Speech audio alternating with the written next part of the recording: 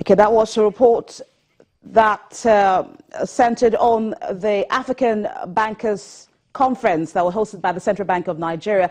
In a minute, we'll be talking to the acting director in charge of corporate communications at the Central Bank of Nigeria, Mr. Isaac Okorafor. Okay, I understand that he's ready. He is joining me from our Abuja studio. Good morning, Mr. Okorafor.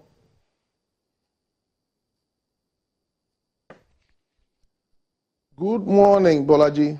Good to have you on the show. Now, give us a sense of the issues raised by the president as well as other participants at the African Bankers Conference held yesterday.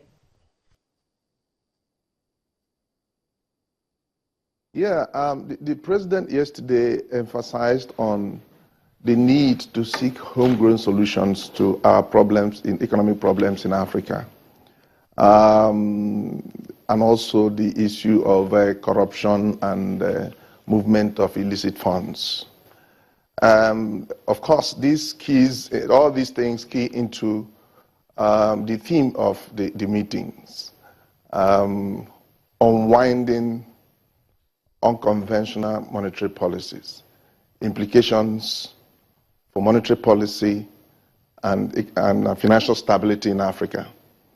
The president made it known that we cannot continue to seek solutions for African problems from the West, and that we should look inwards, look at our practices, look for very local solutions and innovative solutions to be able to get out of the economic crisis that we all face, and also be able to manage the negative impacts of the unwinding of unconventional monetary policies adopted by the West in the wake of the economic and financial crisis of 2008 and 2009. So how far have African economies responded to this need to actually safeguard itself from unconventional monetary policies from the West? Because any decision taken, for instance, by the US Fed and even the Bank of England has a way of impacting on the global economy.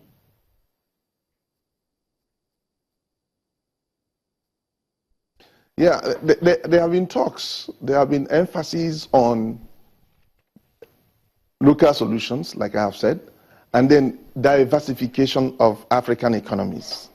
A whole lot of time has been spent dwelling on how best to diversify African economies.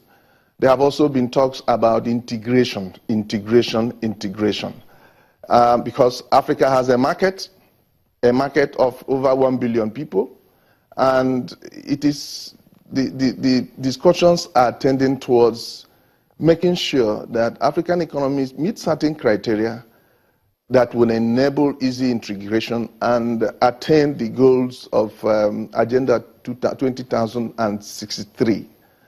And the president yesterday actually lent his voice to this. And of course, we know what the efforts we are making in Nigeria to diversify our economy. One of the key things that came was how African producers and service producers in terms of manufacturing and then service producers can be enabled, can have the kind of environment, a very good environment to be able to produce and sell and export also. Which also brings me to the efforts we have made at the Central Bank of Nigeria to say that there are certain goods that we import, which we produce here in Nigeria, and that Nigerians should begin to learn to support producers of those goods so that we can reduce our dependence on importation and also reduce the impact of some of these, the unwinding of some of these unconventional monetary policies on our economy. And you can see how I'm dressed up today. Instead of wearing a suit, I'm in pure 100% Nigerian attire. And with things like this, and funding agriculture to ensure that at least the problem of food is solved internally, domestically, we would begin to reduce our dependence on importation. I think those are the key issues that have been mentioned. There was also the talk about, ensuring that our institutions are made strong and that standards of dealings in financial issues especially are harmonized so that it will be easy to track illicit funds even from within Africa. Okay. Let's talk about our financial institutions. 2 days ago, the central bank actually released a press statement on the health of our banks and making a reference to Sky Bank. Tell us your position on this.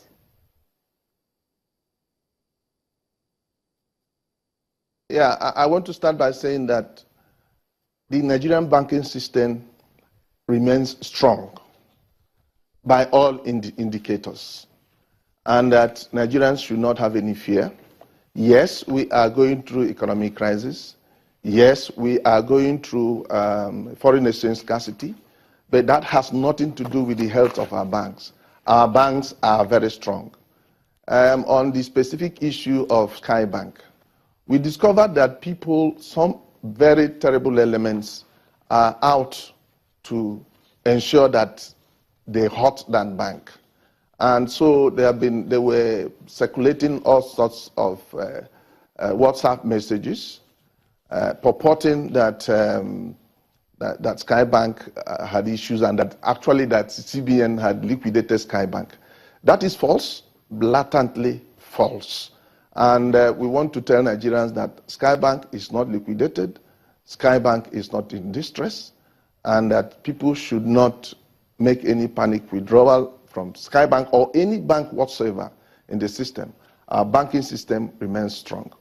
Let's talk about the naira just before I let you go. I know that that is a very sensitive topic for every Nigerian. We want to know how the value of the naira is at the moment. Of course, there's been reports that it has dropped significantly. What is your view on how the naira has been trading at the parallel market window and for interbank money market?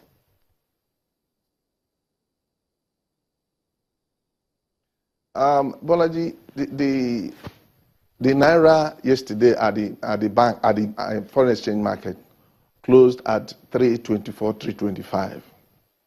And for us, that is what really matters. People have been publishing 365 and all that. Now, the way the foreign exchange market works, and many other markets, is that in the morning, at every second, beginning as soon as the market opens in the morning, there are all kinds of discussions and negotiations and quotes. And let us also understand that the market rides on sentiment.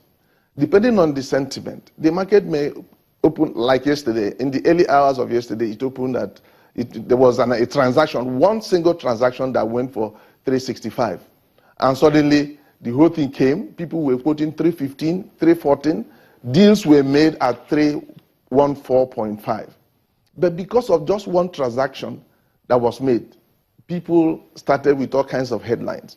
But the fact remains that the market closed, and what really matters is the ruling rate for that day. The market closed at 324, 325. And that is also determines how the market starts the next day. For us, the market is free. It is getting even increasingly more liquid. Quite a number of deals went on yesterday. And people should not use banner headlines to destroy our economy. Let people begin to understand how the market works. And that's the point we are making. We've been doing a lot of education so that people understand the implications of the movements, dynamics of the market. As for the parallel market, that's a very small segment of the market, and I don't think it is important to even discuss that because the volume there is so insignificant that it has many Nigerians